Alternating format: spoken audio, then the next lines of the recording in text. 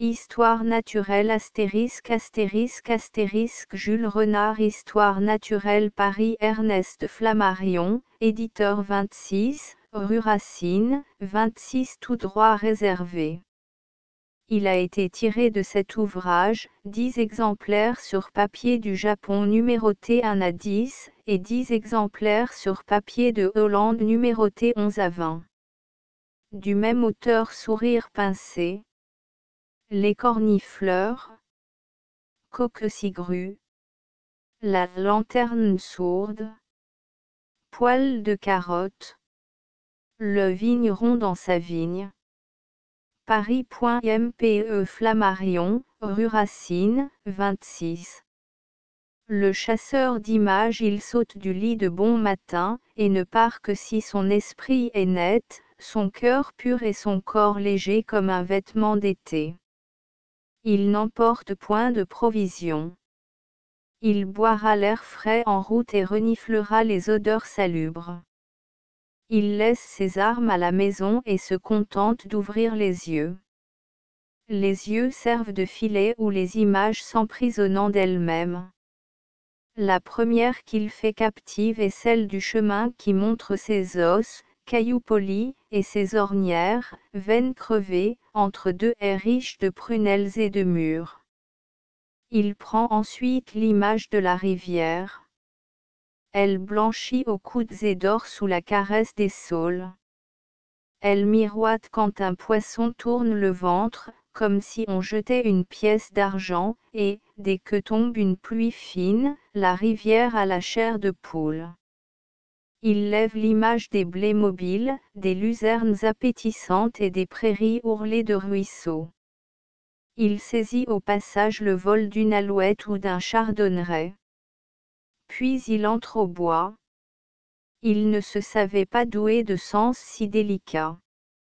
Vite imprégné de parfum, il ne perd aucune sourde rumeur, et, pour qu'il communique avec les arbres, ses nerfs se lient aux nervures des feuilles. Bientôt, vibrant jusqu'au malaise, il perçoit trop, il fermente, il a peur, quitte le bois et suit de loin les paysans mouleurs regagnant le village. Dehors, il fixe un moment, au point que son œil éclate, le soleil qui se couche et dévait sur l'horizon ses lumineux habits, ses nuages répandus pêle-mêle. Enfin, rentré chez lui, la tête pleine, il éteint sa lampe et longuement, avant de s'endormir, il se plaît à compter ses images. Dociles, elles renaissent au gré du souvenir. Chacune d'elles en éveille une autre, et sans cesse leur troupe phosphorescente s'accroît de nouvelles venues, comme des perdrix poursuivies et divisées tout le jour chantent le soir, à l'abri du danger, et se rappellent au creux des sillons. Les hirondelles de cheminée elles me donnent ma leçon de chaque jour. Elles pointillent l'air de petits cris. Elles tracent une raie droite, posent une virgule au bout, et, brusquement, vont à la ligne. Elles mettent entre folles parenthèses la maison où j'habite. Trop vives pour que la pièce d'eau du jardin prenne copie de leur vol, elles montent de la cave au grenier. D'une plume d'aile légère, elles bouclent d'inimitables paraphes. Puis, deux à deux, en accolade, elles se joignent, se mêlent, et, sur le bleu du ciel, elles font tache d'encre. Mais l'œil d'un ami peut seul les suivre, et si vous savez le grec et le latin, moi je sais lire l'hébreu que décrivent dans l'air les hirondelles de cheminée.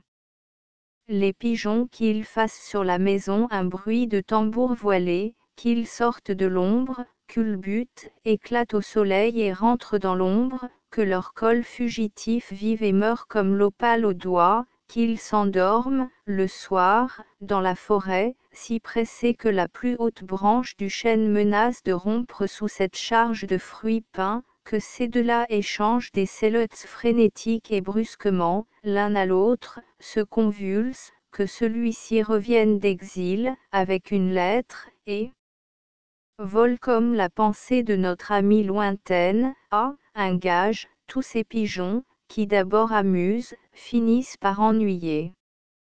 Il ne saurait tenir en place et les voyages ne les forment point. Il reste toute la vie un peu niais. Il s'obstine à croire qu'on fait les enfants par le bec. Et c'est insupportable à la longue, cette manie héréditaire d'avoir toujours dans la gorge quelque chose qui ne passe pas. La poule patte jointe, elle saute du poulailler, dès qu'on lui ouvre la porte. C'est une poule commune, modestement parée et qui ne pond jamais d'œufs d'or. Éblouie de lumière, elle fait quelques pas, indécise, dans la cour. Elle voit d'abord le tas de cendres où, chaque matin, elle a coutume de s'ébattre. Elle s'y roule, s'y trempe, et, d'une vive agitation d'ailes, les plumes gonflées, elle secoue ses puces de la nuit. Puis elle va boire au plat creux que la dernière averse a rempli. Elle ne boit que de l'eau. Elle boit par petits coups et dresse le col, en équilibre sur le bord du plat. Ensuite elle cherche sa nourriture éparse. Les fines herbes sont à elle, et les insectes et les graines perdues. Elle pique, infatigable. De temps en temps, elle s'arrête. Droite sous son bonnet phrygien, l'œil vif, le jabot avantageux, elle écoute de l'une et de l'autre oreille. Et, sûre qu'il n'y a rien de neuf, elle se remet en quête. Elle lève ses pattes raides comme ceux qui ont la goutte. Elle écarte les doigts et les pose avec précaution, sans bruit. On dirait qu'elle marche pieds nus.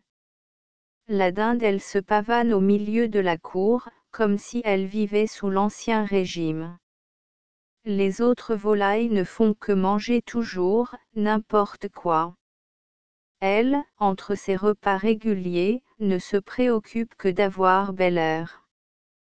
Toutes ses plumes sont empesées et les pointes de ses ailes raient le sol, comme pour tracer la route qu'elle suit, c'est là qu'elle s'avance et non ailleurs. Elle se rengorge tant qu'elle ne voit jamais ses pattes. Elle ne doute de personne, et dès que je m'approche, elle s'imagine que je veux lui rendre mes hommages. Déjà elle glougloute d'orgueil. Noble dinde, lui dis-je, si vous étiez une oie, j'écrirais votre éloge, comme le fit Buffon, avec une de vos plumes. Mais vous n'êtes qu'une dinde. J'ai dû la vexer, car le sang monte à sa tête. Des grappes de colère lui pendent au bec. Elle a une crise de rouge. Elle fait claquer d'un coup sec l'éventail de sa queue et cette vieille chipie me tourne le dos. La pintade c'est la bossue de ma cour. Elle ne rêve que plaie à cause de sa bosse. Les poules ne lui disent rien. Brusquement, elle se précipite et les harcèle. Puis elle baisse sa tête, penche le corps, et de toute la vitesse de ses pattes maigres, elle court frapper de son bec dur juste au centre de la roue d'une dinde. Cette poseuse l'agaçait. Ainsi, la tête bleuie et ses barbillons rouges à vif, elle rage du matin au soir. Elle se bat sans motif, peut-être parce qu'elle s'imagine toujours qu'on se moque de sa taille, de son crâne chauve et de sa queue basse. Et elle ne cesse de jeter un cri discordant qui perce l'air comme une pointe. Parfois elle quitte la cour et disparaît. Elle laisse aux volailles pacifiques un moment de répit. Mais elle revient plus turbulente et plus criarde. Et, frénétique, elle se vautre par terre. Qu'a-t-elle donc? La sournoise fait une farce. Elle est allée pondre son œuf à la campagne. Je peux le chercher si ça m'amuse. Elle se roule dans la poussière, comme une bossue. Canard c'est la canne qui va la première, boitant des deux pattes, barbotée au trou qu'elle connaît. Et le canard la suit. Les pointes de ses ailes croisées sur le dos, il boite aussi des deux pattes. et canne et canard marchent taciturnes comme à un rendez-vous d'affaires. La canne d'abord se laisse glisser dans l'eau boueuse où flottent des plumes, des fientes, une feuille de vigne, et de la paille. Elle a presque disparu. Elle attend. Elle est prête. Et le canard entre à son tour. Il noie ses riches couleurs. On ne voit que sa tête verte et l'accroche-cœur du derrière. Tous deux se trouvent bien là. L'eau chauffe. Jamais on ne la vide et elle ne se renouvelle que les jours d'orage.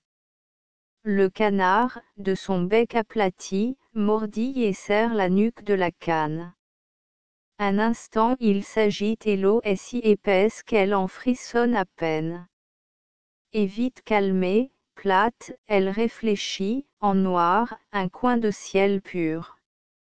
La canne et le canard ne bougent plus. Le soleil les cuit et les endort.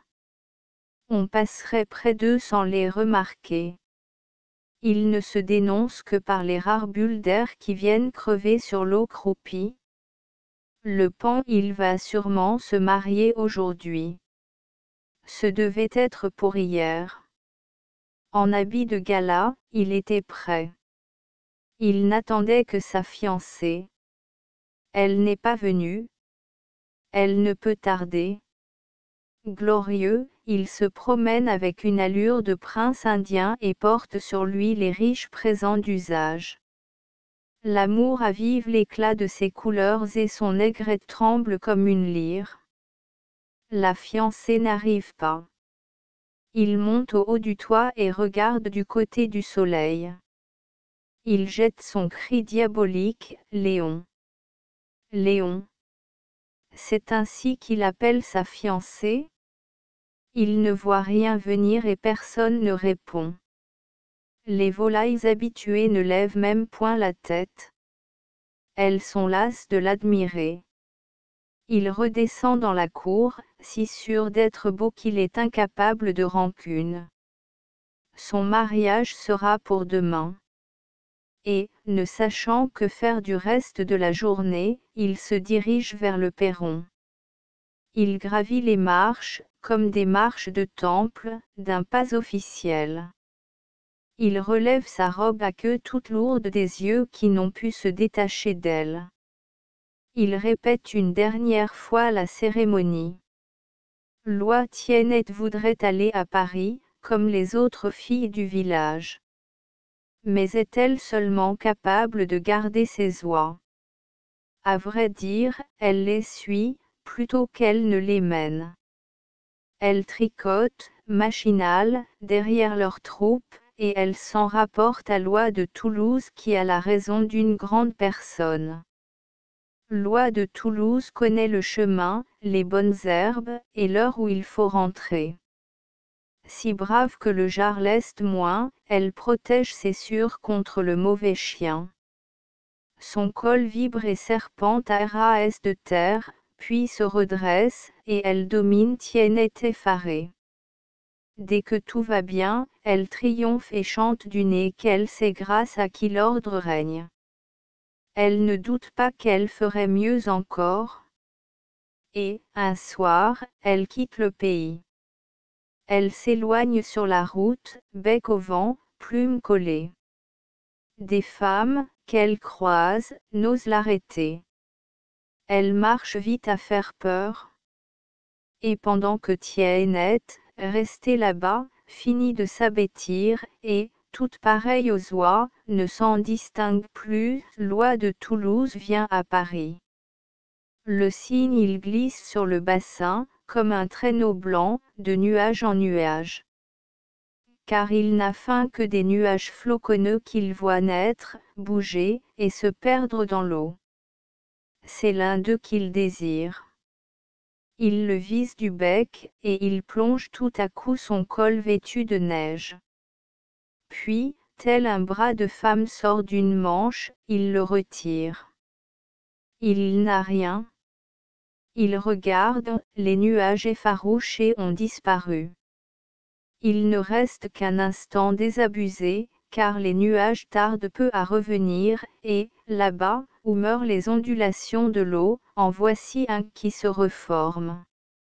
Doucement, sur son léger coussin de plumes, le cygne rame et s'approche.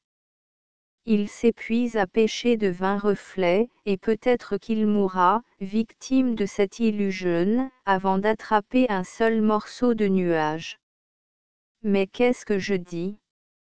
Chaque fois qu'il plonge, il fouille du bec la vase nourrissante et ramène un verre. Et il engraisse comme une oie. L'épervier, il décrit d'abord des ronds sur le village. Il n'était qu'une mouche, un grain de suie. Il grossit à mesure que son vol se resserre. Parfois il demeure immobile. Les volailles donnent des signes d'inquiétude. Les pigeons rentrent au toit. Une poule, d'un cri bref, rappelle ses petits, et on n'entend qu'accarder les oies vigilantes d'une basse-cour à l'autre. L'épervier hésite et plane à la même hauteur. Peut-être n'en veut-il qu'au coq du clocher. On le croirait pendu au ciel, par un fil. Brusquement le fil casse, l'épervier tombe, sa victime choisie. C'est l'heure d'un drame ici-bas. Mais, à la surprise générale, il s'arrête avant de toucher terre, comme s'il manquait de poids, et il remonte d'un coup d'aile. Il a vu que je le guette de ma porte, et que je cache, derrière moi, quelque chose de long qui brille. Le coq il n'a jamais chanté. Il n'a pas couché une nuit dans un poulailler, connu une seule poule. Il est en bois, avec une patte en fer au milieu du ventre, et il vit, depuis des années et des années, sur une vieille église comme on n'ose plus en bâtir. Elle ressemble à une grange et le fait de cette huile s'aligne aussi droit que le dos d'un bœuf. Or, voici que des maçons paraissent à l'autre bout de l'église. Le coq de bois les regarde, quand un brusque coup de vent le force à tourner le dos. Et, chaque fois qu'il se retourne, de nouvelles pierres lui bouchent un peu plus de son horizon. Bientôt, d'une saccade levant la tête, il aperçoit, à la pointe du clocher qu'on vient de finir, un jeune coq qui n'était pas là ce matin. Cet étranger porte haut sa queue, ouvre le bec comme ceux qui chantent, et l'aile sur la hanche, tout battant neuf, il éclate en plein soleil. D'abord les deux coqs luttent de mobilité. Mais le vieux coq de bois s'épuise vite et se rend. Sous son unique pied, la poutre menace ruine. Il penche, raidi, près de tomber. Il grince et s'arrête. Et c'est le tour des charpentiers. Ils abattent ce coin vermoulu de l'église, descendent le coq et le promènent par le village. Chacun peut le toucher, moyennant cadeau. Ceci donne un œuf, cela un sou, et Madame Loriot une pièce d'argent. Les charpentiers boivent de bons coups, et, après s'être disputé le coq, ils décident de le brûler. Lui ayant fait un nid de paille et de fagots, ils mettent le feu. Le coq de bois pétille clair et sa flamme monte au ciel qu'il a bien gagné. Le cochon grognon, mais familier comme si nous t'avions gardé ensemble, tu fourres le nez partout et tu marches autant avec lui qu'avec les pattes. Tu caches sous des oreilles en feuilles de betterave tes petits yeux cassis. Tu es cylindrique et ventru comme une groseille à maquereau. Tu as de longs poils comme elle la peau claire et une courte queue bouclée. Et les méchants t'appellent, sale cochon. Ils disent que, si rien ne te dégoûte, tu dégoûtes tout le monde et que tu n'aimes que l'eau de vaisselle grasse. Mais ils te calomnient. Qu'ils te débarbouillent et tu auras bonne mine. Tu te négliges par leur faute. Comme on fait ton lit, tu te couches, et la malpropreté n'est que ta seconde nature. Le bouc son odeur le précède. On ne le voit pas encore qu'elle est arrivée. Il s'avance en tête du troupeau et les brebis le suivent, pêle-mêle, dans un nuage de poussière. Il a des poils longs et secs qu'une raie partage sur le dos. Il est moins fier de sa barbe que de sa taille, parce que la chèvre aussi porte une barbe sous le menton. Quand il passe, les uns se bouchent le nez, les autres aiment ce goût-là. Il ne regarde ni à droite ni à gauche, il marche raide, les oreilles pointues et la queue courte.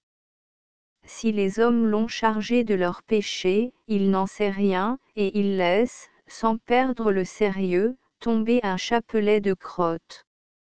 Alexandre est son nom, connu même des chiens. La journée finie, le soleil disparu, il rentre au village, avec les moissonneurs, et ses cornes, fléchissant de vieillesse, prennent peu à peu la courbe des faucilles. Les moutons ils reviennent des Chaumous, depuis ce matin, ils paissaient, le nez à l'ombre de leur corps. Selon les signes d'un berger indolent, le chien nécessaire attaque la bande du côté qu'il faut. Elle tient toute la route, ondule d'un fossé à l'autre et déborde, ou, tassée, unie, moelleuse, piétine le sol, à petits pas de vieille femme. Quand elle se met à courir, les pattes font le bruit des roseaux et criblent la poussière du chemin de nid d'abeilles. Ce mouton frisé, bien garni, saute comme un ballot jeté en l'air, et du cornet de son oreille s'échappent des pastilles. Cet autre a le vertige et heurte du genou sa tête mal vissée. Ils envahissent le village. On dirait que c'est aujourd'hui leur fête et qu'avec pétulance, ils bêlent de joie par les rues. Mais ils ne s'arrêtent pas au village, et je les vois reparaître, là-bas. Ils gagnent l'horizon. Par le coteau, ils montent, légers, vers le soleil. Ils s'en approchent et se couchent à distance. Des traînards prennent, sur le ciel, une dernière forme imprévue, et rejoignent la troupe pelotonnée.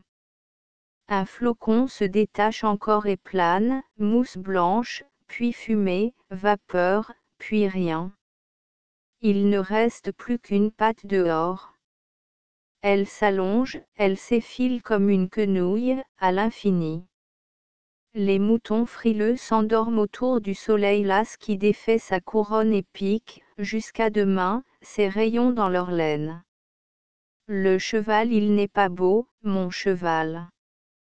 Il a trop de nudes et de salières, il a les côtes plates, une queue de rat et des incisives d'anglaise. Mais il m'attendrit. Je n'en reviens pas qu'il reste à mon service et se laisse, sans révolte, tourner et retourner. Chaque fois que je l'attelle, je m'attends à ce qu'il me dise « non » d'un signe brusque, et d'étale. Point. Il baisse et lève sa grosse tête comme pour remettre un chapeau d'aplomb, recule avec docilité entre les brancards. Aussi je ne lui ménage ni l'avoine ni le maïs. Je le brosse jusqu'à ce que le poil brille comme une cerise. Je peigne sa crinière, je tresse sa queue maigre. Je le flatte de la main et de la voix. J'éponge ses yeux, je cire ses pieds. Est-ce que ça le touche? On ne sait pas. Il pète. C'est surtout quand il me promène en voiture que je l'admire. Je le fouette et il accélère son allure. Je l'arrête et il m'arrête. Je tire la guide à gauche et il oblique à gauche, au lieu d'aller à droite et de me jeter dans le fossé avec des coups de sabot quelque part. Il me fait peur, il me fait honte et il me fait pitié. Est-ce qu'il ne va pas bientôt se réveiller de son demi-sommeil, et prenant d'autorité ma place, me réduire à la sienne? À quoi pense-t-il? Il pète, pète, pète. Le chien on ne peut mettre Pointu dehors, par ce temps, et l'aigre sifflet du vent sous la porte l'oblige même à quitter le paillasson. Il cherche mieux et glisse sa bonne tête entre nos sièges. Mais nous nous penchons, serrés, coude à coude, sur le feu, et je donne une claque à Pointu. Mon père le repousse du pied. Maman lui dit des injures. Ma sœur lui offre un verre vide. Pointu éternue et va voir à la cuisine si nous y sommes. Puis il revient, force notre cercle, au risque d'être étranglé par les genoux, et le voilà dans un coin de la cheminée. Après avoir longtemps tourné sur place, il s'assit près du chenêt et ne bouge plus. Il regarde ses maîtres d'un œil si doux qu'on le tolère. Seulement le chenêt presque rouge et les cendres écartées lui brûlent le derrière. Il reste tout des mêmes. On lui rouvre un passage, allez, file. Es-tu bête? Mais il s'obstine. À l'heure où les dents des chiens perdus crissent de froid, Pointu, au chaud, poils roussis, fesses cuites, se retient de hurler et rit jaune, avec des larmes plein les yeux. La souris comme, à la clarté d'une lampe, je fais ma quotidienne page d'écriture, j'entends un léger bruit. Si je m'arrête, il cesse. Il recommence, dès que je gratte le papier. C'est une souris qui s'éveille. Je devine ses va-et-vient au bord du trou obscur où notre servante met ses torchons et ses brosses. Je distingue qu'elle saute par terre et trotte sur les carreaux de cuisine. Elle passe près de la cheminée sous l'évier, se perd dans la vaisselle, et par une série de reconnaissances qu'elle pousse de plus en plus loin, elle se rapproche de moi. Chaque fois que je pose mon porte-plume, ce silence l'inquiète. Chaque fois que je m'en sers, elle croit peut-être qu'il y a une autre souris quelque part, et elle se rassure. Puis je ne la vois plus. Elle est sous ma table, dans mes jambes. Elle circule d'un pied de chaise à l'autre. Elle frôle mes sabots, en mordit le bois, ou, hardiment, la voilà dessus. Et il ne faut pas que je bouge la jambe, que je respire trop fort, elle filerait. Mais il faut que je continue d'écrire, et, de peur qu'elle ne m'abandonne à mon ennui de solitaire, j'écris des signes, des riens, petitement, menu, comme elle grignote. Les lapins dans une moitié de futaille, le noir et le gris, les pattes au chaud sous la fourrure, mangent comme des vaches. Ils ne font qu'un seul repas qui dure toute la journée. Si l'on tarde à leur jeter une herbe fraîche, ils rongent l'ancienne jusqu'à la racine, et la racine même occupe les dents. Or, il vient de leur tomber un pied de salade. Ensemble le noir et le gris se mettent après. Nez à nez, ils s'évertuent, hochent la tête, et les oreilles trottent. Quand il ne reste qu'une feuille, ils la prennent, chacun par un bout, et luttent de vitesse. Vous croiriez qu'il joue, s'il ne rit pas, et que, la feuille avalée, une caresse fraternelle unira les becs. Mais le gris se sent faiblir. Depuis hier il a le gros ventre et une poche d'eau le ballonne. Vraiment il se bourrait trop. Bien qu'une feuille de salade passe sans qu'on ait faim, il n'en peut plus. Il lâche la feuille et se couche de côté, sur ses crottes, avec des convulsions brèves. Le voilà rigide, les pattes écartées, comme pour une réclame d'armurier, on tue net, on tue loin. Un instant, le noir s'arrête de surprise. Assis en chandelier, le souffle doux, les lèvres jointes et l'œil cerclé de rose, il regarde. Il a l'air d'un sorcier qui pénètre un mystère. Ses deux oreilles droites marquent l'heure suprême. Puis elles se cassent.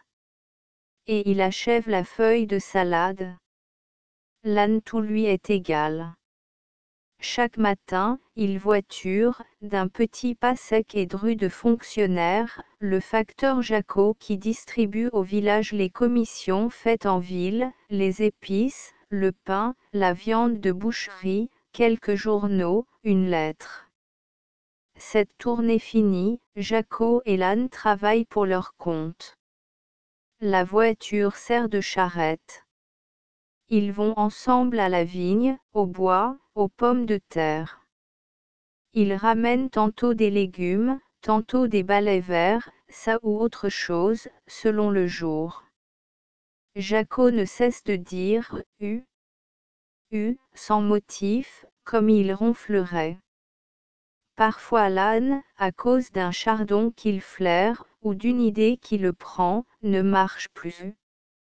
Jacot lui met un bras autour du cou et pousse. Si l'âne résiste, Jacot lui mord l'oreille. Il mange dans les fossés, le maître une croûte et des oignons, la bête ce qu'elle veut. Il ne rentre qu'à la nuit. Leurs ombres passent avec lenteur d'un arbre à l'autre. Subitement, le lac de silence où les choses baignant et dorment déjà, seront bouleversés. Quelle ménagère tire, à cette heure, par un treuil rouillé et criard, des pleins seaux d'eau de son puits. C'est l'âne qui remonte et jette toute sa voix dehors zébrée, jusqu'à extinction, qu'il s'en fiche, qu'il s'en fiche. Le bœuf la porte s'ouvre ce matin, comme d'habitude, et Castor quitte, sans buter, l'écurie. Il boit à lente gorgée sa part au fond de l'auge et laisse la part de Palox s'attarder. Puis, le mufle s'égouttant ainsi que l'arbre après l'averse, il va de bonne volonté, avec ordre et pesanteur, se ranger à sa place ordinaire, sous le joug du chariot. Les cornes liées, la tête immobile, il fronce le ventre, chasse mollement de sa queue les mouches noires et, telle une servante sommeille le balai à la main, il rumine en attendant Palox. Mais, par la cour, les domestiques affairés crient et jurent et le chien jappe comme à l'approche d'un étranger. Est-ce le sage Palox qui, pour la première fois, résiste à l'aiguillon, tournaille, heurte le flanc de Castor, fume, et quoique attelé, tâche encore de secouer le joug commun? Non, c'est un autre. Et Castor, dépareillé, arrête ses mâchoires, quand il voit près du sien cet œil trouble de bœuf qu'il ne reconnaît pas. Le taureau le pêcheur à la ligne volante marche d'un pas léger au bord de l'Yonne et fait sautiller sur l'eau sa mouche verte. Les mouches vertes, il les attrape au tronc des peupliers polis par le frottement du bétail. Il jette sa ligne d'un coup sec et tire d'autorité. Il s'imagine que chaque place nouvelle est la meilleure, et bientôt il la quitte, enjambe un échalier et de ce pré passe dans l'autre. Soudain, comme il traverse un grand pré que grille le soleil, il s'arrête. Là-bas, du milieu des vaches paisibles et couchées, le taureau vient de se lever pesamment.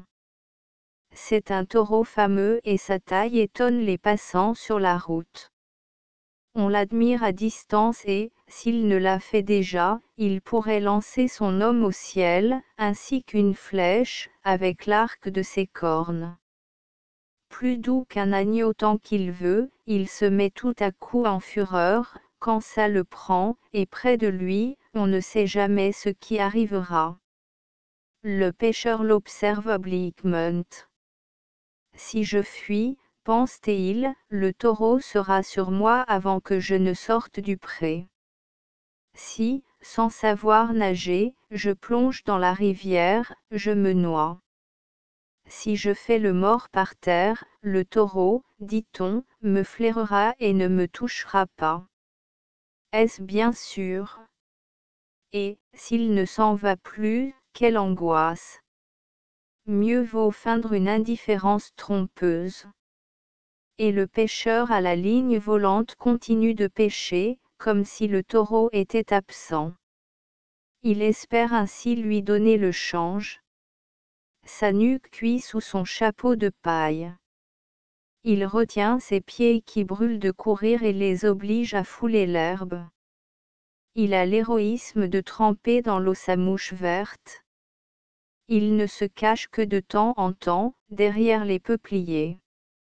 Il gagne posément l'échalier de la haie, d'où il pourra, d'un dernier effort de ses membres rompus, bondir hors du pré, sain et sauf. D'ailleurs, qui le presse? Le taureau ne s'occupe pas de lui et reste avec les vaches. Il ne s'est mis debout que pour remuer, par lassitude, comme on s'étire. Il tourne au vent du soir sa tête crépue. Il beugle par intervalles, l'œil à demi fermé. Il mugit de langueur et s'écoute mugir. Les mouches d'eau il n'y a qu'un chêne au milieu du pré, et les buffles occupent toute l'ombre de ses feuilles. La tête basse, ils font les cornes au soleil. Il serait bien, sans les mouches. Mais aujourd'hui, vraiment, elles dévorent. Acres et nombreuses, les noires se collent par plaques de suie aux yeux, aux narines, au coin des lèvres même, et les vertes sucent de préférence la dernière écorchure. Quand un bœuf remue son tablier de cuir, ou frappe du sabot la terre sèche, le nuage de mouches se déplace avec murmure. On dirait qu'elle fermentant. Il fait si chaud que les vieilles femmes, sur leurs portes, flairent l'orage, et déjà elles plaisantent de peur, gare au bourdoudou. Disent-elles. Là-bas, un premier coup de lance lumineux perce le ciel, sans bruit. Une goutte de pluie tombe. Les buffles, avertis, relèvent la tête, se meuvent jusqu'au bord du chêne et soufflent patiemment. Ils le savent, voici que les bonnes mouches viennent chasser les mauvaises. D'abord rares, une par une, puis serrées, toutes ensemble, elles fondent du ciel déchiqueté sur l'ennemi qui cède peu à peu, s'éclaircit, se disperse. Et bientôt, du nez camus à la queue inusable, les buffles ruisselants ondulent sous les seins victorieux des mouches d'eau. Le grillon c'est l'heure où, las d'errer, l'insecte nègre revient de promenade et répare avec soin le désordre de son domaine. D'abord il ratisse ses étroites allées de sable. Il fait du bran de scie qu'il écarte au seuil de sa retraite. Il lime la racine de cette grande herbe propre à le harceler. Il se repose. Puis il remonte sa minuscule montre. A-t-il fini? Est-elle cassée? Il se repose encore un peu. Il rentre chez lui et ferme sa porte. Longtemps il tourne sa clé dans la serrure délicate. Et il écoute, point d'alarme dehors. Mais il ne se trouve pas en sûreté. Et comme par une chaînette dont la poulie grince, il descend jusqu'au fond de la terre. On n'entend plus rien. Dans la campagne muette, les peupliers se dressent comme des doigts en l'air et désignent la lune. Les grenouilles par brusques détentes, elles exercent leur ressort. Elles sautent de l'herbe comme de lourdes gouttes d'huile frite. Elles se posent, presse-papier de bronze, sur les larges feuilles du nénuphar. L'une se gorge d'air. On mettrait un sou, par sa bouche, dans la tirelire de son ventre. Elle monte, comme des soupirs, de la vase. Immobiles, elles semblent les gros yeux à fleur d'eau, les tumeurs de la mare plate. Assise en tailleur, stupéfiée, elle bâille au soleil couchant. Puis, comme les camelots assourdissants des rues, elle crie les dernières nouvelles du soir. Parfois, elle zappe un insecte. Et d'autres ne s'occupent que d'amour. Et toutes, elles tentent le pêcheur à la ligne. Je casse, sans difficulté, une gaule. J'ai piqué à mon paletot une épingle que je recourbe en hameçon. La ficelle ne me manque pas, Dieu merci. Mais il me faudrait encore un brin de laine, un bout de n'importe quoi rouge. Je cherche sur moi, par terre, au ciel. Je ne trouve rien et je regarde mélancoliquement ma boutonnière fendue, toute prête, que, sans reproche, on ne se hâte guère d'orner du ruban rouge. Le crapaud naît d'une pierre, il vit sous une pierre et s'y creusera un tombeau. Je le visite fréquemment, et, chaque fois que je lève sa pierre, j'ai peur de le retrouver et peur qu'il n'y soit plus. Il y est, caché dans ce gîte sec, propre, étroit, bien à lui, il l'occupe pleinement, gonflé comme une bourse d'avare. Qu'une pluie le fasse sortir, et il vient au-devant de moi. Quelques sauts lourds, et il s'arrête sur ses cuisses et me regarde de ses yeux rougis. Si le monde injuste le traite en lépreux, je ne crains pas de m'accroupir près de lui et d'approcher du sien mon visage d'homme. Puis je dompterai un reste de dégoût, et je te caresserai de ma main, crapaud.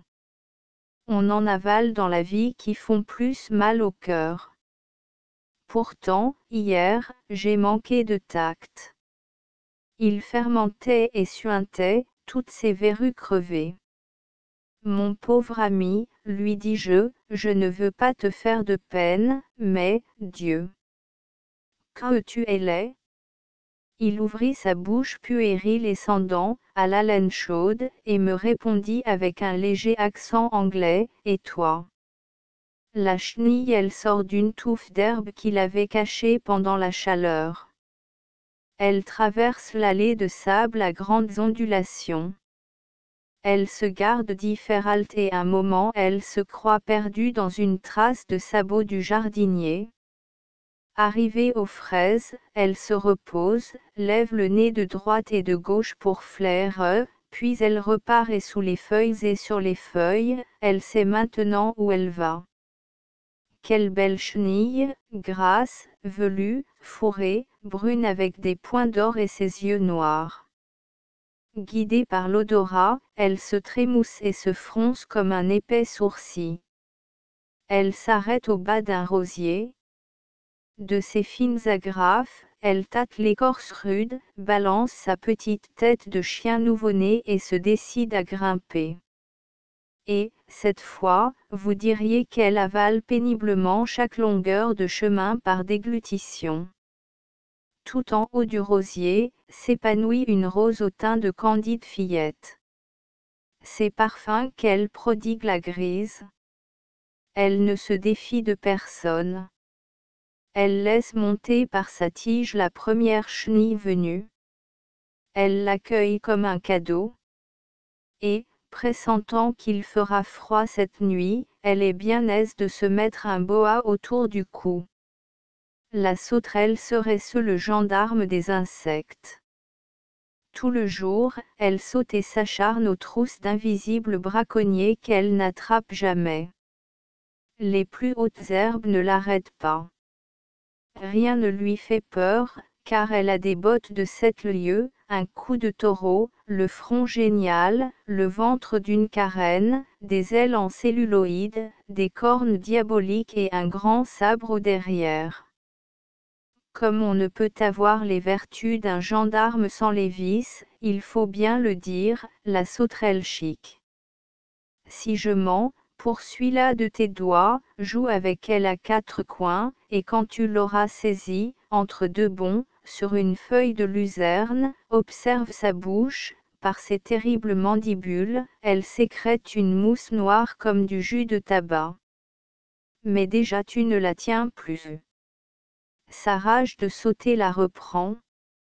Le monstre vert échappe d'un brusque effort et, fragile, te laisse une petite cuisse dans la main. La cage Félix ne comprend pas qu'on tienne des oiseaux prisonniers dans une cage. De même, dit-il, que c'est un crime de cueillir une fleur, et, personnellement, je ne veux la respirer que sur sa tige, de même les oiseaux sont faits pour voler. Cependant il achète une cage, il l'accroche à sa fenêtre. Il y dépose un nid d'ouate, une soucoupe de graines, une tasse d'eau pure et renouvelable, une balançoire et une petite glace. Et comme on l'interroge avec surprise, je me félicite de ma générosité, dit-il, chaque fois que je regarde cette cage. Je pourrais y mettre un oiseau et je la laisse vide. Si je voulais, telle griffe brune, tel bouvreuil pimpant, qui sautille, ou tel autre de nos petits oiseaux variés serait esclave. Mais grâce à moi, l'un d'eux au moins reste libre. C'est toujours ça, Merle. Dans mon jardin il y a un vieux noyer presque mort qui fait peur aux petits oiseaux. Seul un oiseau noir habite ses dernières feuilles. Mais le reste du jardin est plein de jeunes arbres fleuris où nichent des oiseaux gais, vifs et de toutes les couleurs. Et il semble que ces jeunes arbres se moquent du vieux noyer. À chaque instant, ils lui lancent, comme des paroles taquines, une volée d'oiseaux babillards. Tour à tour, Pierrot, Martin, Mésanges et Pinsons le harcèlent. Ils choquent de l'aile la pointe de ses branches. L'air crépite de leurs cris menus, puis ils se sauvent, et c'est une autre bande importune qui part des jeunes arbres. Tant qu'elle peut, elle nargue, piaille, siffle et s'égosille. Ainsi de l'aube au crépuscule, comme des mots railleurs, Pinsons, Mésanges, Martins et Pierrots s'échappent des jeunes arbres vers le vieux noyer. Mais parfois il s'impatiente, il remue ses dernières feuilles, lâche son oiseau noir et répond, Merle. L'alouette, je n'ai jamais vu d'alouette et je me lève inutilement avec l'aurore. L'alouette n'est pas un oiseau de la terre. Depuis ce matin, je foule les mottes et les herbes sèches. Des bandes de moineaux gris ou de chardonnerets peints à vif flottent sur les haies d'épines. Le geai passe la revue des arbres dans un costume de préfecture. Une caille rase des luzernes et trace au cordeau la ligne droite de son vol. Derrière le berger qui tricote mieux qu'une femme, les moutons se suivent et se ressemblent. Et tout s'imprègne d'une lumière si neuve que le corbeau, qui ne présage rien de bon, fait sourire. Mais écoutez comme j'écoute. Entendez-vous quelque part, là-haut, paille dans une coupe d'or des morceaux de cristal. Qui peut me dire où l'alouette chante? Si je regarde en l'air, le soleil brûle mes yeux. Il me faut renoncer à la voir. L'alouette vit au ciel, et c'est le seul oiseau du ciel qui chante jusqu'à nous. Le goujon il remonte le courant d'eau vive et suit le chemin que tracent les cailloux, car il n'aime ni la vase, ni les herbes. Il aperçoit une bouteille couchée sur un lit de sable. Elle n'est pleine que d'eau. J'ai oublié à dessein d'y mettre une amorce. Le goujon tourne autour, cherche l'entrée et le voilà pris. Je ramène la bouteille et rejette le goujon. Plus haut, il entend du bruit. Loin de fuir, il s'approche, par curiosité. C'est moi qui m'amuse, piétine dans l'eau et remue le fond avec une perche, au bord d'un filet. Le goujon têtu veut passer par une maille. Il y reste. Je lève le filet et rejette le goujon. Plus bas, une brusque secousse tend ma ligne et le bouchon bicolore file entre deux eaux. Je tire et c'est encore lui. Je le décroche de l'hameçon et le rejette. Cette fois, je ne le verrai plus. Il est là, immobile, à mes pieds, sous l'eau claire. Je distingue sa tête élargie, son gros œil stupide et sa paire de barbillons. Il bâille, la lèvre déchirée, et il respire fort, après une telle émotion. Mais rien ne le corrige. Je laisse de nouveau tremper ma ligne avec le même verre. Et aussitôt le goujon mord. Lequel de nous deux se lassera le premier? La demoiselle elle soigne son ophtalmie.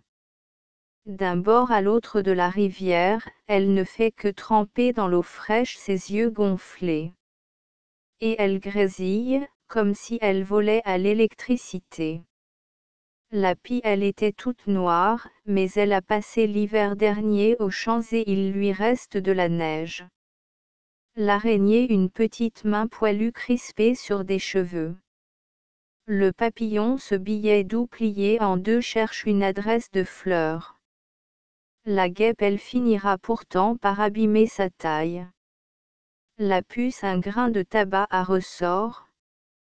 L'escargot dans la saison des rooms, son cou de girafe rentré, l'escargot bout comme un nez plein. Le ver en voilà un qui s'allonge comme une belle nouille. La couleuvre de quel ventre est-elle tombée, cette colique? Les fourmis chacune d'elles ressemble au chiffre 3. Et il y en a. Il y en a. Il y en a 3 3 3 3 3 3 3 3 3 3 3 3, jusqu'à l'infini. Chauve-souris la nuit s'use à force de servir. Elle ne s'use point par le haut, dans ses étoiles. Elle s'use comme une robe qui traîne à terre, entre les cailloux et les arbres, jusqu'au fond des tunnels malsains et des caves humides. Il n'est pas de coin où ne pénètre un penne de nuit. L'épine le crève, l'effroi le gerce, la boue le gâte. Et chaque matin, quand la nuit remonte, des lacs s'en détachent, accrochés au hasard. Ainsi naissent les chauves-souris. Et elles doivent à cette origine de ne pouvoir supporter l'éclat du jour. Le soleil couché, quand nous prenons le frais, elles se décollent des vieilles poutres où, léthargiques, elles pendaient d'une griffe. Leur vol gauche nous inquiète. D'une aile balénée et sans plumes, elles palpitent autour de nous. Elles se dirigent moins avec d'inutiles yeux blessés qu'avec l'oreille. Mon ami cache son visage, et moi je détourne la tête par crainte du choc impur. On dit qu'avec plus d'ardeur que notre amour même, elle nous sucerait le sang jusqu'à la mort.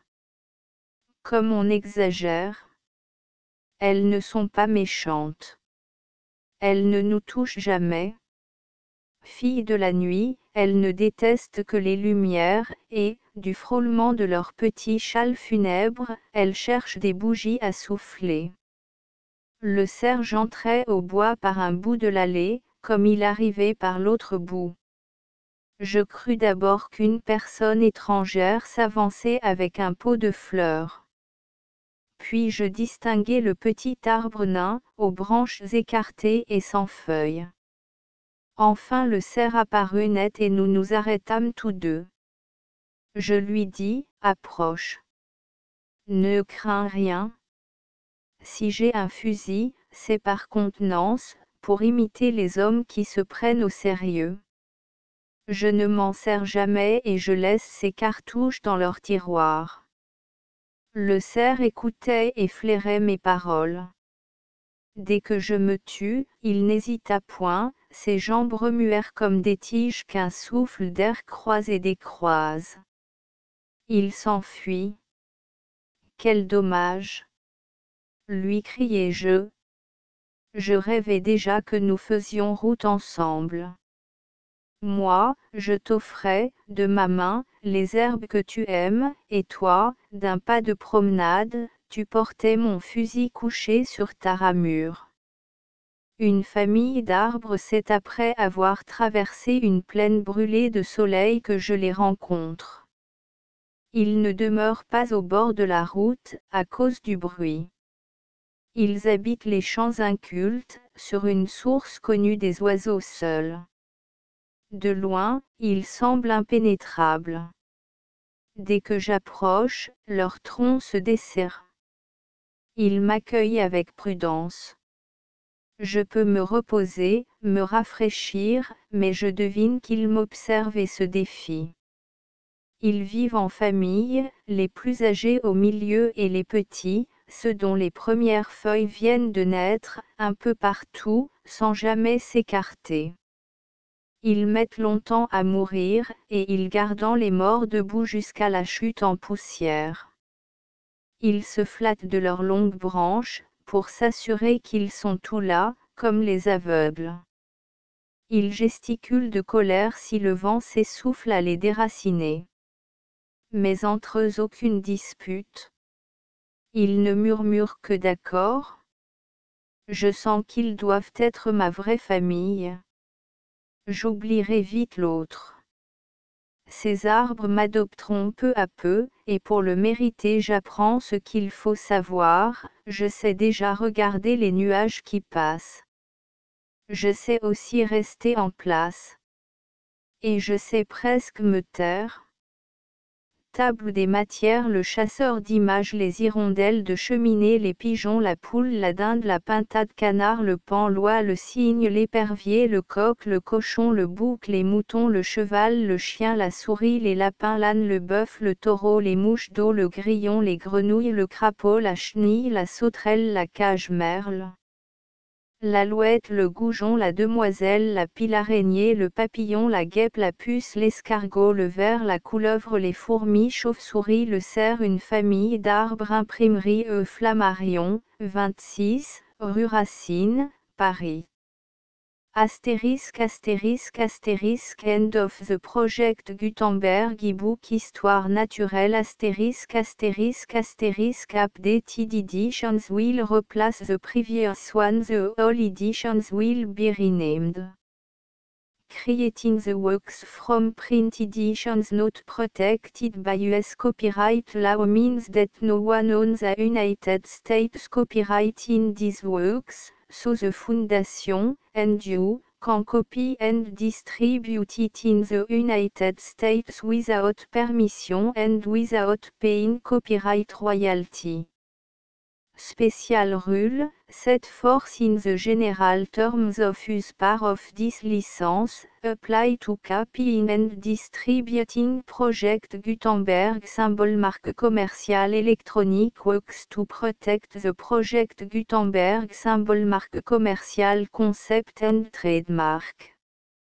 Project Gutenberg is a registered trademark, and may not be used if you charge for an e-book, except by following the terms of the trademark license, including paying royalty for use of the Project Gutenberg trademark. If you do not charge anything for copy of this e-book, complying with the trademark license is very easy. You may use this ebook for nearly any purpose such as creation of derivative works, report, performance and research. Project Gutenberg ebooks may be modified and printed and given away. You may do practically anything in the United States with ebooks not protected by US copyright law. Redistribution is subject to the trademark license, especially commercial redistribution. Start, full license. The full Project Gutenberg license. Please read this before you distribute or use this work to protect the Project Gutenberg symbol marque commercial. Mission of promoting the free distribution of electronic works, by using or distributing this work, or any other work associated in any way with the phrase Project Gutenberg, you agree to comply with all the terms of the full Project Gutenberg symbol marque commercial license available with this file or online at www.gutenberg.org/licence. Section 1.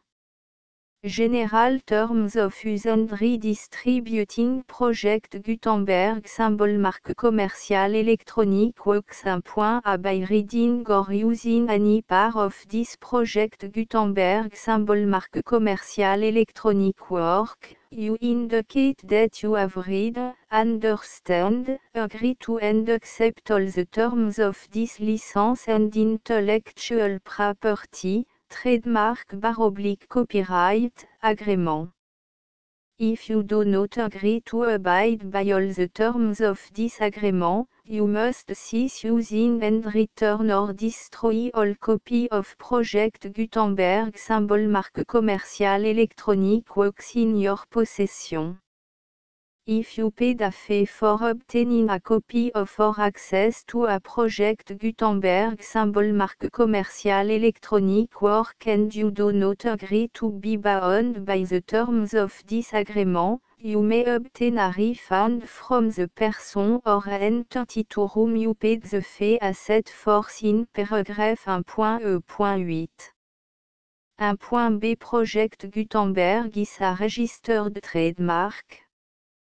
It may only be used on or associated in any way with an electronic work by people who agree to be bound by the terms of this agreement. There are a few things that you can do with most Project Gutenberg Symbol Marque commerciale électronique works even without complying with the full terms of this agreement. See paragraph 1.c below. There are a lot of things you can do with Project Gutenberg Symbol Marque commerciale électronique works if you follow the terms of this agreement and help preserve free future access to Project Gutenberg Symbol Marque commerciale électronique works. See paragraph 1.e below. 1.c The Project Gutenberg Literary Archive Foundation, the Foundation or PGLAF, owns a compilation copyright in the collection of Project Gutenberg Symbol Marque commerciale électronique works. Nearly all the individual works in the collection are in the public domain in the United States.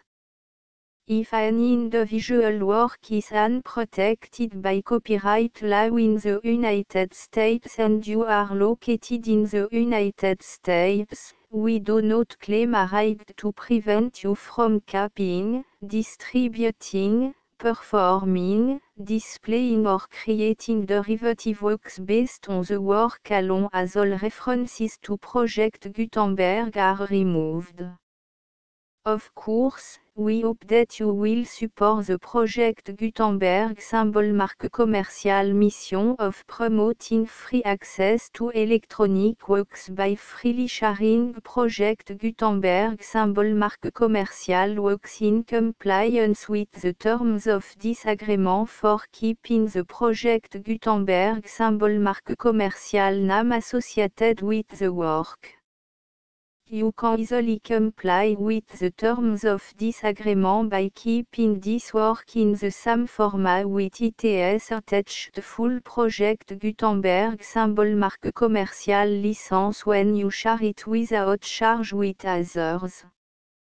1.d The copyright laws of the place where you are located also govern what you can do with this work. Copyright laws in most countries are in a constant state of change. If you are outside the United States, check the laws of your country in addition to the terms of this agreement before downloading, copying, displaying, performing, distributing or creating derivative works based on this work or any other Project Gutenberg Symbol Marque commercial work. The Foundation makes no representations concerning the copyright status of any work in any country other than the United States. 1.e Unless you have removed all references to Project Gutenberg, 1.e.1. The following sentence, with active links to, or other immediate access to, The full project Gutenberg symbol marque commerciale licence must appear prominently whenever any copy of a project Gutenberg symbol marque commerciale work, any work on which the phrase project Gutenberg appears, or with which the phrase project Gutenberg is associated, is accessed, displayed, performed, viewed, copied or distributed. This ebook is for the use of anyone anywhere in the United States and most other parts of the world at no cost and with almost no restriction whatsoever. You may copy it, give it away or reuse it under the terms of the Project Gutenberg license included with this ebook or online at www.gutenberg.org. If you are not located in the United States, you will have to check the laws of the country where you are located before using this ebook. 1.E.2 If an individual project Gutenberg symbol marque commerciale electronic work is derived from texts not protected by US copyright law, does not contain a notice indicating that it is posted with permission of the copyright holder, the work can be copied and distributed to anyone in the United States without paying any fees or charge. If you are redistributing or providing access to a work with the phrase Project Gutenberg associated with or appearing on the work, you must comply either with the requirements of paragraphs 1.E.1 through 1.E.7 or obtain permission for the use of the work and the Project Gutenberg symbol marque commerciale trademark asset force in paragraphs 1.E.8 or 1.E.9. 1.E.3 If an individual project Gutenberg symbol marque commerciale electronic work is posted with the permission of the copyright holder, your use and distribution must comply with both paragraphs 1.E.1 through 1.E.7 and any additional terms imposed by the copyright holder. Additional terms will be linked to the Project Gutenberg symbol marque commerciale license for all works posted with the permission of the copyright holder found at the beginning of this work. 1.E.4 Do not unlink or detach or remove the full Project Gutenberg symbol marque commerciale license terms from this work, or any file containing a part of this work or any other work associated with Project Gutenberg symbol marque commerciale. 1.E.5 Do not copy, display, perform, distribute or redistribute this electronic work, or any part of this electronic work, without permanently displaying the sentence set forth in paragraph 1.E.1 with active links or immediate access to the full terms of the Project Gutenberg symbol marque commerciale licence. 1.E.6 You may convert to and distribute this work in any binary, compressed, marked up, non-proprietary or proprietary form, including any word processing or hypertext form. However, if you provide access to or distribute copy of a Project Gutenberg symbol marque commerciale work in a format other than plain vanilla ASCII or other format used in the official version posted on the official Project Gutenberg symbol marque commerciale website, www.gutenberg.org you must, at no additional cost, fee or expense to the user, provide a copy, a means of exporting a copy, or a means of obtaining a copy upon request, of the work in its original plain vanilla ASCII or other form. Any alternate format must include the full project Gutenberg symbol marque commerciale licence as specified in paragraph 1.e.1. 1.e.7.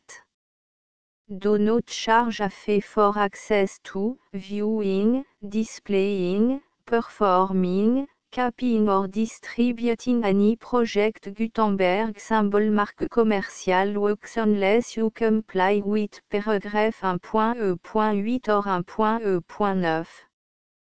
1.e.8. You may charge a reasonable fee for copy of or providing access to or distributing project Gutenberg symbol marque commerciale electronic works provided that you pay a royalty fee of 20% of the gross profit you derive from the use of project Gutenberg symbol marque commerciale works calculated using the method you already use to calculate your applicable tax. The fee is owed to the owner of the project Gutenberg symbol marque commerciale trademark. Bu et HAS agreed to donate royalty under this paragraph to the project Gutenberg Literary Archive Foundation. Royalty payment must be paid within 60 days following each date on which you prepare, or are legally required to prepare, your periodic tax returns.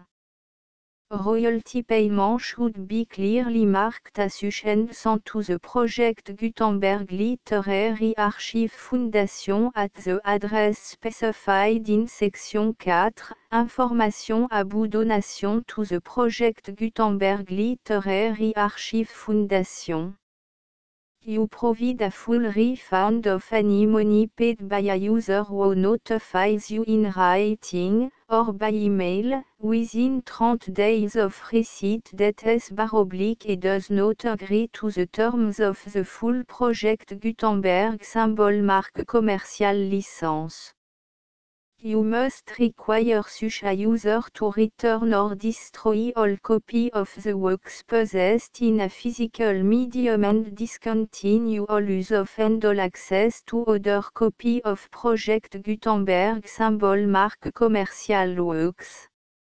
You provide, in accordance with paragraph 1.f.3, a full refund of any money paid for a work or a replacement copy, if a defect in the electronic work is discovered and reported to you within 90 days of receipt of the work. You comply with all other terms of this agreement for free distribution of project Gutenberg symbol marque commerciale works. 1.e.9. If you wish to charge a fee or distribute a project Gutenberg symbol marque commerciale electronic work or group of works on different terms than are set forth in this agreement, you must obtain permission in writing from the project Gutenberg Literary Archive Foundation, the manager of the project Gutenberg symbol marque commerciale trademark.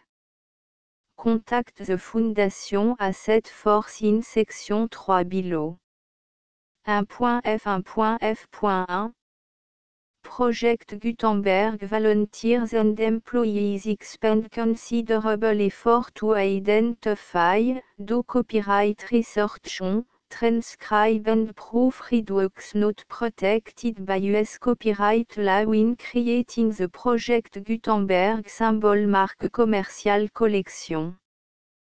Despite these efforts, Project Gutenberg symbol marque commerciale electronic works, and the medium on which they may be stored, may contain defects such as, but not limited to, incomplete, inaccurate or corrupt data, transcription errors, a copyright or other intellectual property infringement, a defective or damaged disk or other medium, a computer virus, or computer code that damage or cannot be read by your equipment.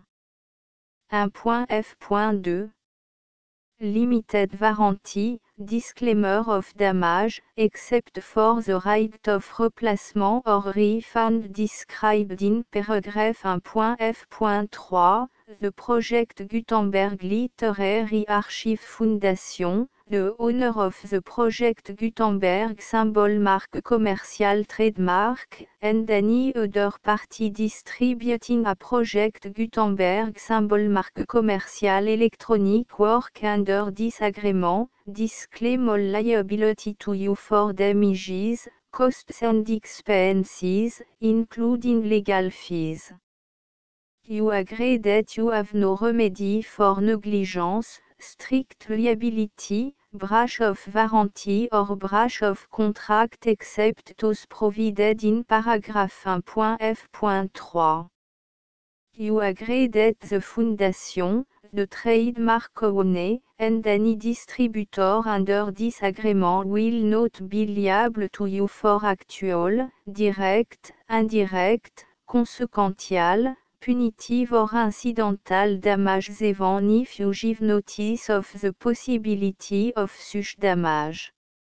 1.f.3 Limited right of replacement or refund, if you discover a defect in this electronic work within 90 days of receiving it, you can receive a refund of the money, if any, you paid for it by sending a written explanation to the person you received the work from. If you received the work on a physical medium, you must return the medium with your written explanation. The person or entity that provided you with the defective work may elect to provide a replacement copy in lieu of a refund. If you received the work electronically, the person or entity providing it to you may choose to give you a second opportunity to receive the work electronically in lieu of a refund. If the second copy is also defective, you may demand a refund in writing without further opportunities to fix the problem.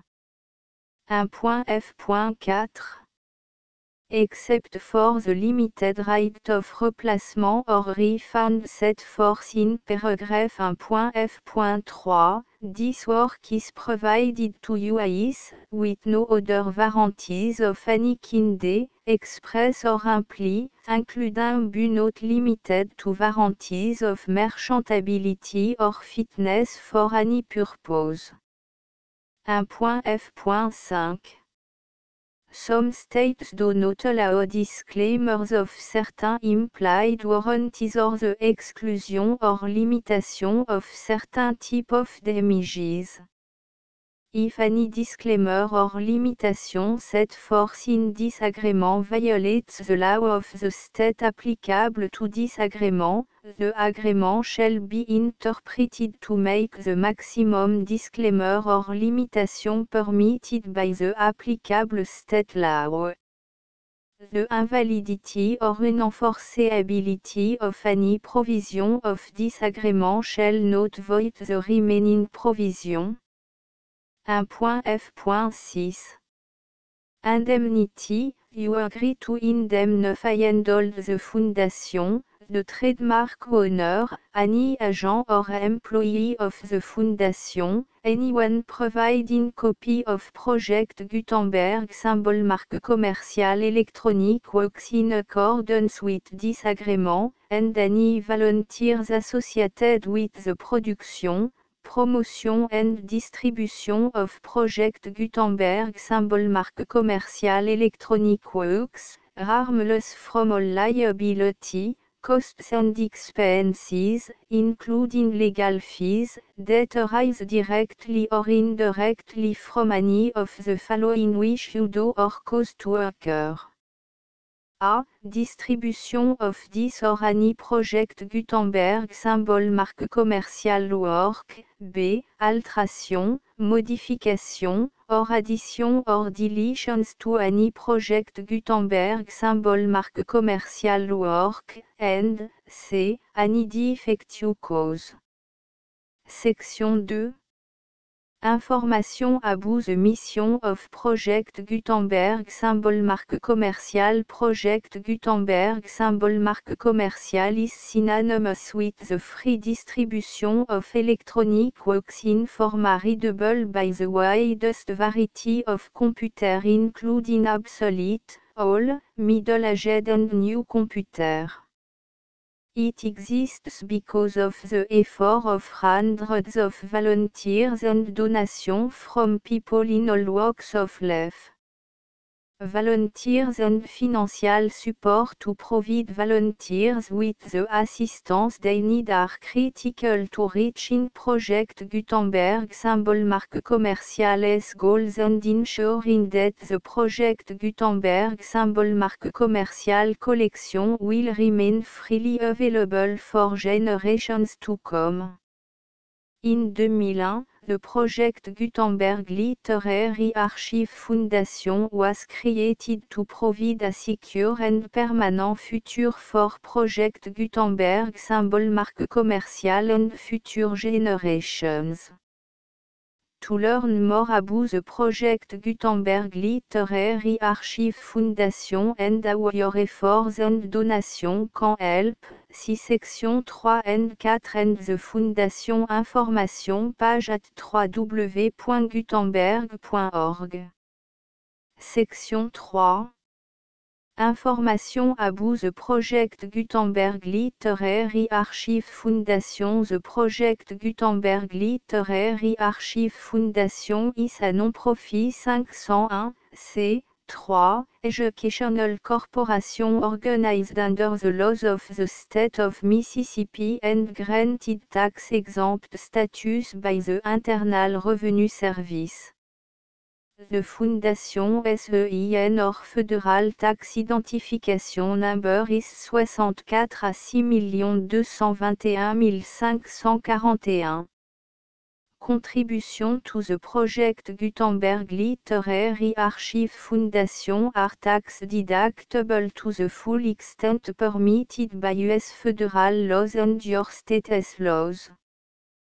The Foundation's business office is located at 809 North 1500 West, Salt Lake City, U84 116, 801, 596 à 1887. Email contact links and up-to-date contact information can be found at the Foundation's website and official page at www.gutenberg.org/contact. Section 4. Information about donation to the Project Gutenberg Literary Archive Foundation. Project Gutenberg symbol marque commercial depends upon and cannot survive without widespread public support and donation to carry out its mission of increasing the number of public domain and licensed works that can be freely distributed in machine-readable form accessible by the widest array of equipment including outdated equipment. Many small donations, $1 to $5,000, are particularly important to maintaining tax-exempt status with the IRS. The Foundation is committed to complying with the laws regulating charities and charitable donations in all 50 states of the United States. Compliance requirements are not uniform and it takes a considerable effort, much paperwork and money fees to meet and keep up with these requirements. We do not solicit donations in locations where we have not received written confirmation of compliance. To send donation or determine the status of compliance for any particular state, visit www.gutenberg.org/donate.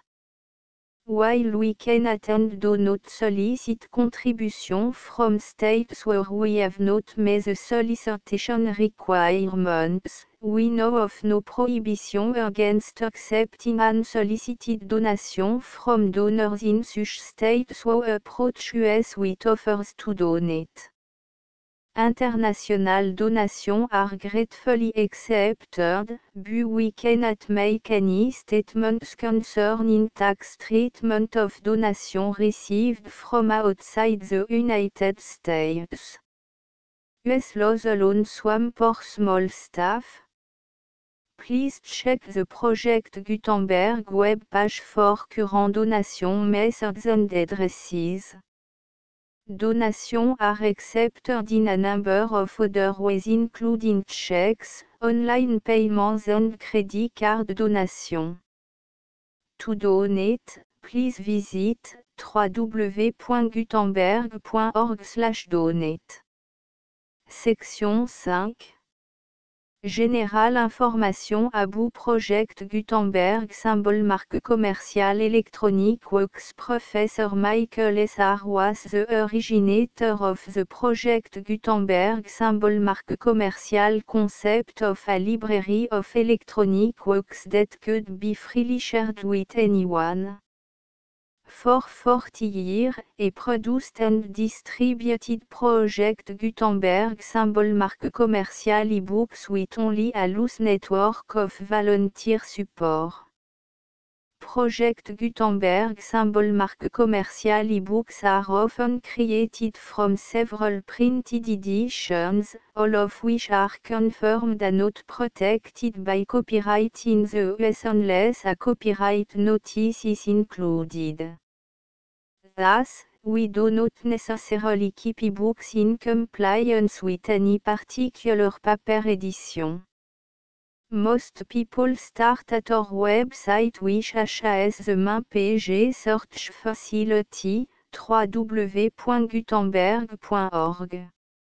This website includes information about Project Gutenberg symbol marque commerciale, including how to make donation to the Project Gutenberg Literary Archive Foundation, how to help produce our new ebooks, and how to subscribe to our email newsletter to read about new ebooks.